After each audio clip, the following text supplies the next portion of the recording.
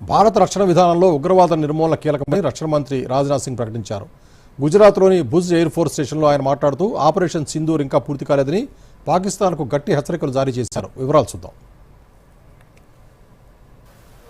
నిన్న శ్రీనగర్లోని బాదామి బాగ్ కంటోన్మెంట్ను సందర్శించి సైనికులను ఉత్తేజపరిచిన రక్షణ మంత్రి రాజ్నాథ్ సింగ్ ఈరోజు గుజరాత్లోని భుజ్ ఎయిర్ ఫోర్స్ స్టేషన్కు వెళ్లి వాయుసేన సిబ్బందితో ముచ్చటించారు. ఆపరేషన్ సింధూర్లో వారు ప్రదర్శించిన ధైర్య సాహసాలను ప్రశంసిస్తూ మరోవైపు పాకిస్తాన్కు గట్టి హెచ్చరికలు చేశారు. ఆపరేషన్ సింధూర్ పూర్తి కాలేదన్నారు. ఇది కేవలం ట్రైలర్ మాత్రమేనని, అవసరమైతే పూర్తి సినిమా రానున్న రోజుల్లో చూపిస్తామని పాకిస్తాన్ను హెచ్చరించారు. కాల్పుల విరమణను పాటిస్తున్నామని, అయితే శత్రువు ప్రవర్తన తన వైఖరి మార్చుకోకుండా శాంతి భద్రతలకు విఘాతం కలిగిస్తే తీవ్రమైన పరిణామాలు ఎదుర్కోవాల్సి వస్తుందన్నారు. ఉగ్రవాదంపై దాడులు నిర్మూలన ప్రస్తుత న్యూ ఇండియా కొత్త విధానమని రక్షణ మంత్రి తెలిపారు. ऑपरेशन सिंदूर अभी खत्म नहीं हुआ है. जो कुछ भी हुआ है वह सिर्फ एक ट्रेलर मात्र था. अब जब सही समय आएगा, जब भी सही समय आएगा तो हम पूरी पिक्चर भी दुनिया को दिखाएंगे. ఆపరేషన్ సింధూర్లో ధ్వంసం చేసిన ఉగ్ర స్థావరాలను పాకిస్తాన్ పునర్నిర్మిస్తోందని రాజ్నాథ్ విమర్శించారు. ఈ నేపథ్యంలో అంతర్జాతీయ ద్రవ్యనిధి పాకిస్తాన్కు ఇచ్చే $1 బిలియన్ సాయంపై పునరాలోచన చేయాలని రక్షణ మంత్రి సూచించారు. పాకిస్తాన్కు నిధులు అందిస్తే పరోక్షంగా ఉగ్రవాదాన్ని ప్రోత్సహించినట్లే అవుతుందని రాజ్నాథ్ అన్నారు.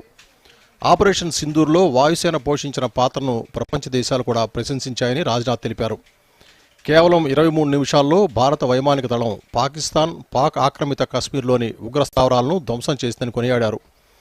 బ్రహ్మోస్, ఆకాశ్ వంటి స్వదేశీ ఆయుధాలు అజేయమైన శక్తిని చాటాయని తెలిపారు. ఆపరేషన్ సింధూర్ के दौरान इंडियन एयरफोर्स ने केवल पराक्रम ही नहीं दिखाया है, बल्कि पूरी दुनिया के सामने प्रमाण भी दिया है. प्रमाण इस बात का कि अब भारत की युद्ध नीति और टेक्नोलॉजी यानी तकनीक भी दोनों बदल चुकी है. आपने प्रधानमंत्री मोदी जी के नेतृत्व में नए भारत का संदेश पूरी दुनिया तक इस बार पहुंचा दिया है. यह संदेश है कि अब भारत केवल विदेशों से इंपोर्ट किए गए हथियारों और प्लेटफॉर्म पर ही निर्भर नहीं है, बल्कि भारत में बने अस्त्र और शस्त्र भी हमारी सैन्य शक्ति का अब हिस्सा बन चुके हैं.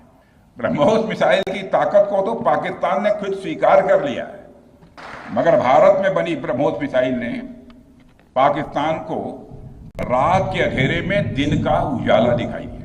సాయుధ బలగాలకు అధునాతన ఆయుధాలు, రక్షణ వ్యవస్థను కల్పించేందుకు ప్రభుత్వం కట్టుబడి ఉందని పేర్కొన్నారు. గతంలో భారత్ ఆయుధ దిగుమతులపై ఆధారపడేదని, ఆర్టిలరీ, రాడార్, డ్రోన్ వ్యతిరేక వ్యవస్థలను ఎగుమతి చేసే స్థాయికి ఎదిగిందని రాజ్నాథ్ తెలిపారు. 1965, 1971లో పాకిస్తాన్పై విజయాల్లో భుజ్ కీలక పాత్ర పోషించిందని, ఆపరేషన్ సింధూర్లోనూ దాని ప్రాముఖ్యత కొనసాగిందని గుర్తు చేశారు. Bureau report, Doordarshan news.